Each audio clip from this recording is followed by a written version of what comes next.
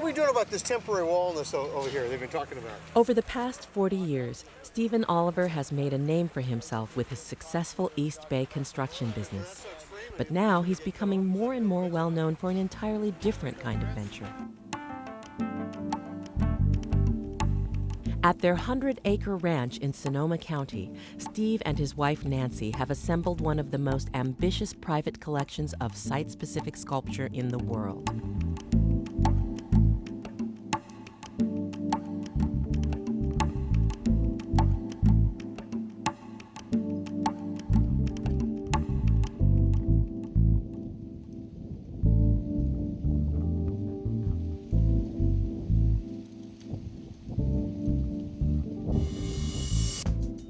Oddly enough, there was a time when Steve never gave art a second thought.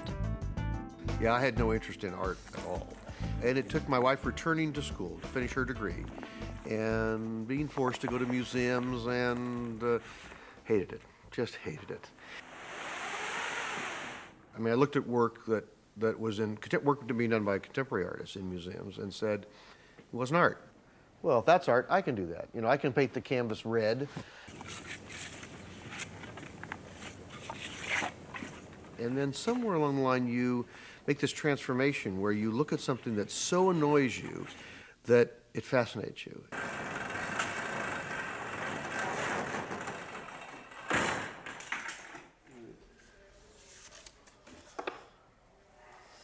Now, this is 2001.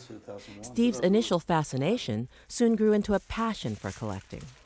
But by the mid-1980s, his interest was soured by the art world's excessive emphasis on money and celebrity.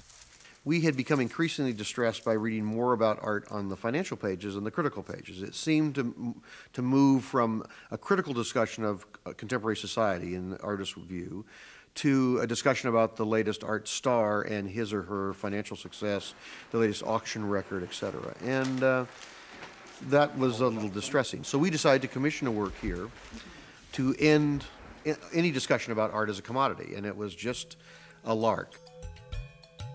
In the nearly 20 years since artist Judith Shea built the first installation here, the Olivers have commissioned 16 more works by some of the world's most respected contemporary artists. And most weekends during the spring and autumn months, Steve welcomes museum groups who come from around the world to see his collection. We're going to walk a couple of miles today. We'll change elevation about 600 feet, but it'll be ups and downs, so you'll get a chance to breathe in between. Steve leads the tours himself, offering his personal perspective on works like this sculpture by Ellen Driscoll. Tickets for these tours aren't inexpensive, but all the proceeds go to support nonprofit arts organizations. With the last group this fall, we'll do 24 groups this year. We'll exceed $750,000 raised for arts institutions. So let's go back this way and we'll find out the source of that noise. Many of the projects here posed unique engineering challenges.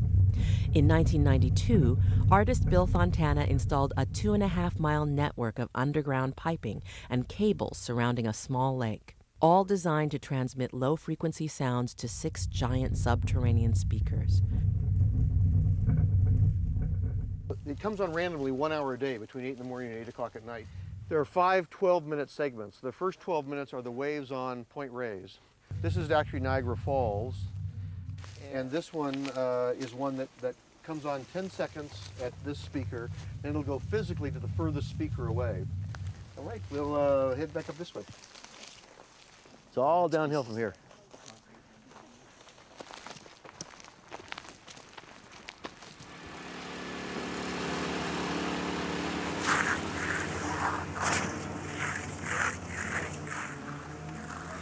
So how many yards you pour today?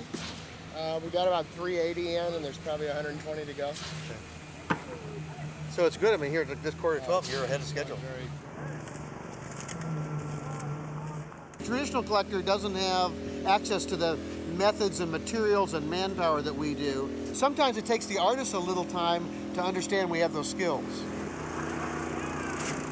A lot of artists, they end up, typically what they're dealing with a gallery dealer, a museum director, a museum curator, or a collector. It's not quite the earthy experience it is dealing with us. Being in the construction business, it's a process business. We start by building a foundation and then eventually put the roof on the doors and windows in a building. But working with an artist is just a different twist on that. You get to build something that has no form or function necessarily.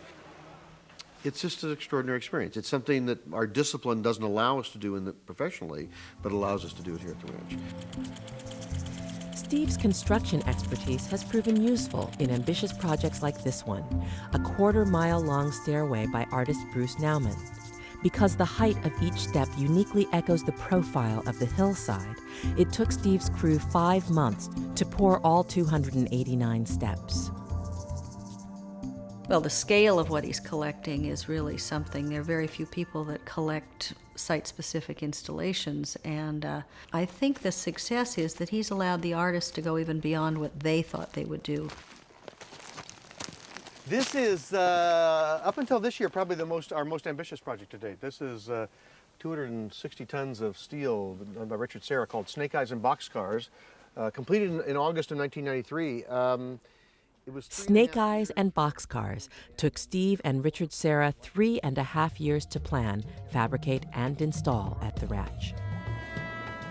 Steve hired Jorgensen Forge of Seattle, one of the only facilities in the world that could manufacture solid steel blocks of such extreme weight and density.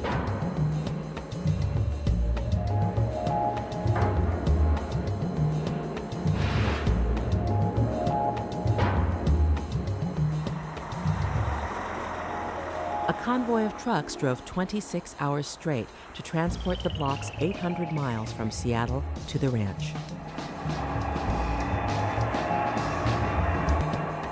There, the 12 super-dense blocks of Corten steel were carefully placed in relation to the dimensions of the bowl-shaped valley.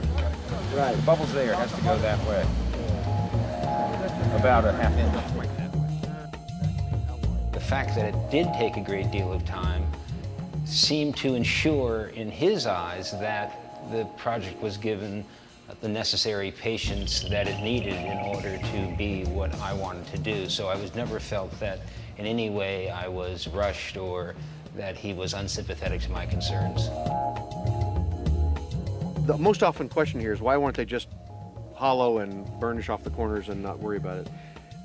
One is reality, one is perception. Once you know of the incredible density of these, it changes your relationship to them, certainly. It certainly altered my perception of how I deal with them because of their incredible density.